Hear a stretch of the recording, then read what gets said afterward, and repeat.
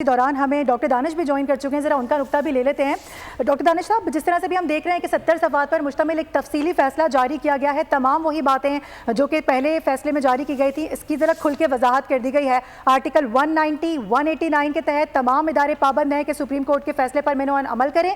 Election commission के 1 मार्च के फैसले को कलअदम करार दिया गया है। मखसूस नशिस्तों के हवाले से अगर हम बात कर रहे हैं, क्या इस पर आपका पॉइंट है? क्योंकि एक जानिब हम देख रहे हैं कि इलेक्शन कमीशन का इजलास भी इस वक्त जारी है, 5वां इजलास है, दोनों इदारे मोतबर हैं, किसकी सुनी जाए? एक तो तफसीली फैसला अगर 70 सफ़हात का अभी आया, उसे पढ़ा तो नहीं गया है, लेकिन जो उसका करक है उसके ऊपर मैं बात कर लेता हूँ। और जो पहले का फैसला है, शॉर्ट ऑर्डर फैसला, अब यहाँ पे आपने दो आर्टिकल जो है वो पॉइंट आउट किया है। 189 जो है वो जो आइन कहता है कि जनाब सुप्रीम कोर्ट के फैसले के तमाम आईनी इदारे, एग्जेक्टिव और दूसरे इदारे पाबंद है मानने के। लेकिन आप देखें कि इसी जो 8 रुकनी एक तरफी फैसला दिया था, जो कि अनकॉन्स्टिट्यूशनल, अनलॉफुल फैसला है। मैं एज ए तालिब इल्म लॉ के ये समझता हूँ वो फैसले को देख के कि वो री राइटिंग ऑफ द कॉन्स्टिट्यूशन है। इस पे तो जजेस के खिलाफ एक्शन होना चाहिए। अब और इस सिलसिले में जो सुप्रीम कोर्ट के चीफ जस्टिस ने जो नजर सानी अपील के ऊपर जो इन्होंने वजाहत की है, उसकी तो 9 सवालात बहुत जबरदस्त उठाया है। अब ये एक चीज वाजे आ गई है सामने कि सुप्रीम कोर्ट के ये 8 रुकनी बेंच जो कि अनकॉन्स्टिट्यूशनल, अनलॉफुल फैसला जिन्होंने दिया था और जिसमें उन्होंने तफसीली फैसला नहीं दिया था और कोई जुरिडिक्शन मेंशन नहीं की थी कि आया ये 185 के तहत है, 184(3) के तहत है, 187 के तहत है। अब अगर 189 की बात कर रहे हैं तो खुद सुप्रीम कोर्ट के जजेस के इख्तलाफी नोट में ये लिखा गया है कि वो फैसला जो अनकॉन्स्टिट्यूशनल, अनलॉफुल हो, वो आईनी इदारे और दूसरे इदारे मानने के पाबंद नहीं है। बिल्कुल सही। दूसरी तरफ बहुत सी जजमेंट है सुप्रीम कोर्ट की कि अनकॉन्स्टिट्यूशनल, अनलॉफुल फैसला जो है वो सुप्रीम कोर्ट का नहीं माना जाए। अब अगर ये कह रहे हैं कि अभी आपने देखा था कि एक बेंच बना नहीं, ना इन्होंने कोई बाज़ाब्ता इलेक्शन कमीशन के जो नजर सानी अपील थी उसके ऊपर बैठे और मीटिंग की या उसका हवाला दिया जिसमें चीफ जस्टिस ने इनसे एक्सप्लेनेशन मांगी है सारी, एक वजाहत दे दिया कि मानो इसको हर सूरत में। भाई क्या बात है, जब आपने खुद ही तो एक अपने फैसले में कहा था कि अगर कोई आपको प्रॉब्लम है इलेक्शन कमीशन को तो इलेक्शन कमीशन हमारे पास आए। जब इलेक्शन कमीशन और हुकूमत आपकी तरफ गई, आपने उस पर कोई तफसीली फैसला, कोई मीटिंग करने के बजाय, कोई बेंच कॉन्स्टिट्यूट करने के बजाय, कमेटी जो बनी है 3 रुकनी उसको इन्फॉर्म करने के बजाय आपने एक वजाहत कर दी और कहा कि ये मानो ऐसा नहीं होता है। और दूसरी बात है, दूसरी तरफ पार्लियामेंट जो एक कानून साज इदारा है, उसने इलेक्शन एक्ट 2017 में जो क्लियरिफिकेशन नहीं था उसके ऊपर कानून साजी कर दी है। एक तरफ कानून है जो पार्लियामेंट ने बनाया है, दूसरी तरफ अनकॉन्स्टिट्यूशनल फैसला है जो कि इन 8 जजेस ने दिया है, जिसकी नफी खुद सुप्रीम कोर्ट के जजेस कर रहे हैं, जिसकी नफी खुद आइन कर रहा है। तो अब सवाल ये है कि स्पीकर ने भी लिख दिया है।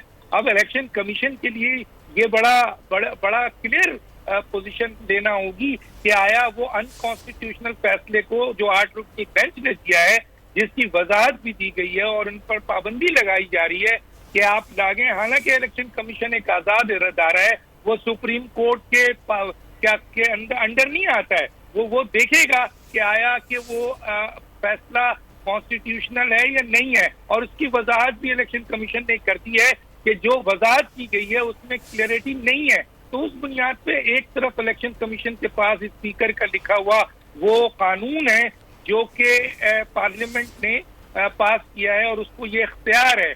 अब सुप्रीम कोर्ट का ये अनकॉन्स्टिट्यूशनल, अनलॉफुल फैसला था, अब इधर इन्होंने एक तफसीली फैसला दिया है। अब देखना ये है कि तफसीली फैसले में इन्होंने लिखा क्या है 70 सफ़हात में, आखिर कहानी लिखी है या उन्होंने जुरिडिक्शन लिखा है। और अगर जुरिडिक्शन लिखा है तो कौन सी जुरिडिक्शन है?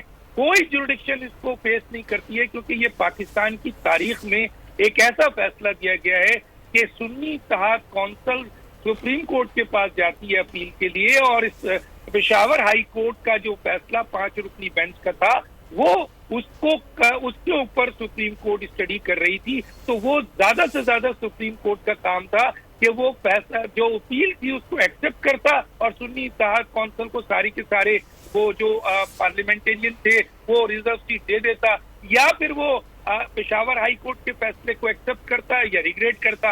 ये कहीं नहीं दुनिया में है कि सुप्रीम कोर्ट इन्हें छोड़कर एक ऐसी पार्टी जो आई नहीं है, यानी पीटीआई, उसको कह रहे हैं कि भाई आप ये पीटीआई रजिस्टर जमात है, आप सारे मेंबर इधर चले जाए। तो कोई आईनी माहिरीन, कोई, देखिए कॉन्स्टिट्यूशनल कोर्ट की जरूरत इसीलिए पेश आ रही है, मैं बड़ी जोर दे के कह रहा हूँ, मैं इसके ऊपर कई साल से लगा हूँ और अब ये आईनी पैकेज का हिस्सा है। कल ऑस्ट्रो साहब ने भी इस पॉइंट को इस्टेब्लिश किया, जो 2 दफा अटॉर्नी जनरल रहे हैं, कि सुप्रीम कोर्ट में आने वाले जज सिंपल आपके BA LLB होते हैं और ये बैंकिंग कोर्ट के, क्रिमिनल कोर्ट के, ये फौजदारी मुकदमात, मैरिज के मुकदमात, जमीनों के मुकदमात सुन के ये वकील जो हैं वो जज बनते हैं। इनको कॉन्स्टिट्यूशन का नहीं पता होता है, बिल्कुल नहीं पता होता। कॉन्स्टिट्यूशन कोई आम चीज नहीं है, इसका एक एक्सपर्ट है। जिस तरीके से जुडिकेचर है आपके सुप्रीम कोर्ट का, आपके 175 से लेकर अगर आप पढ़ें 212 तक, तो जुडिकेचर में सुप्रीम कोर्ट बताया है, हाई कोर्ट दिया है, शरीयत कोर्ट दिया है। तो शरीयत कोर्ट क्यों दिया है? इसलिए दिया है कि शरीयत एक स्पेशलाइज्ड सब्जेक्ट है, तो कॉन्स्टिट्यूशन भी एक स्पेशलाइज्ड सब्जेक्ट है। तो मैं समझता हूँ, यहाँ पर क्लियर कट समझता हूँ कि ये लंबा फैसला दे दे या लंबे से लंबा फैसला दे दे, इसका बेस जो है अनकॉन्स्टिट्यूशनल है। इलेक्शन कमीशन को क्लियर कट वो डायरेक्शन देनी पड़ेगी। अब ये देखे बगैर कि फैसला गलत कौन दे रहा है, चाहे सुप्रीम कोर्ट दे चाहे पार्लियामेंट दे। अगर पार्लियामेंट की कानून साजी गलत है तो बताया जाए, पार्लियामेंट की कानून साजी किसी भी लिहाज से गलत नहीं है। लेकिन बिल्कुल डॉक्टर दानिश साहब, कता कलामी की माजरत, लेकिन यहाँ पर फिर देखना ये होगा ना कि इलेक्शन कमीशन खुद साख्ता कोई ऐसा फैसला लेता है या नहीं लेता। अगर पार्लियामेंट गलत है तो पार्लियामेंट के सामने बात करे, सुप्रीम कोर्ट के फैसले से कोई एतराज है तो उस पर बात करे। स्टैंड तो अब इलेक्शन कमीशन की जानिब से लिया जाना चाहिए। सुप्रीम कोर्ट इलेक्शन कमीशन को सुनेगा ही नहीं। पार्लियामेंट का काम नहीं है कि इलेक्शन कमीशन को सुने। पार्लियामेंट एक ऐसा इदारा है जहां पर कानून साजी होती है, अमेंडमेंट होता है और उसमें 2/3 मेजोरिटी है, सिंपल मेजोरिटी से फैसले होते हैं। अब सवाल ये पैदा होता है, इलेक्शन एक्ट 2017 में एक तरमीम की है, उस तरमीम को अगर किसी को तकलीफ है तो चले जाए सुप्रीम कोर्ट में चैलेंज कर दें, ठीक है ना। अब तो एक प्रैक्टिस एंड प्रोसीजर कमेटी बनी है, वो फैसला करेगी कि आया ये सही भी है, ये वाकई मफाद आम्मा का है। अब तो बहुत अच्छा हो गया ना कि सदर ने एक ऑर्डिनेंस निकाल दिया, वरना तो इस वक्त सुप्रीम कोर्ट में ग्रुपिंग हुई है। मैं नहीं कह रहा, कल मौलाना फजल रहमान साहब ने भी इस बात को कहा, दुनिया ऑस्ट्रो स्टॉप भी कह रहे हैं, कई वकील और साबिक। तो एक ग्रुप जो है वो ये चाहता है कि सुप्रीम कोर्ट में उसके कॉन्स्टिट्यूशनल फैसले हो या अनकॉन्स्टिट्यूशनल हो, लॉफुल हो या अनलॉफुल हो, मफरूजे पे मबनी हो, सियासी हो, पॉपुलर हो, माना जाए, क्योंकि हम अक्सरियत में है। तो ये नहीं होता। पाकिस्तान के आइन और कानून की आप धज्जियां बिखेर रहे हैं। माजी में भी इस सुप्रीम कोर्ट ने कई ऐसे फैसले किए हैं जो अनकॉन्स्टिट्यूशनल, अनलॉफुल फैसले थे, जिसकी वजह से मुल्क को, मईशत को, निजाम को, जमहूरियत को, इदारों को बहुत नुकसान पहुंचा है। इसलिए सुप्रीम कोर्ट आज दुनिया में 142वें नंबर पर है। तो मैं तो ये समझता हूँ कि बिल्कुल इलेक्शन कमीशन को स्टैंड लेना चाहिए और उसका जो भी पॉइंट ऑफ व्यू लीगल है, आईनी है, ये सोचे बगैर कि कौन सा इदारा जो है वो क्या कह रहा है, उसको देखना चाहिए कि आईनी रास्ता कौन सा है। और मैं ये समझता हूँ अपने दानिश में, जितना मैं पढ़ता हूँ, जितना मैं देखता हूँ कॉन्स्टिट्यूशन को,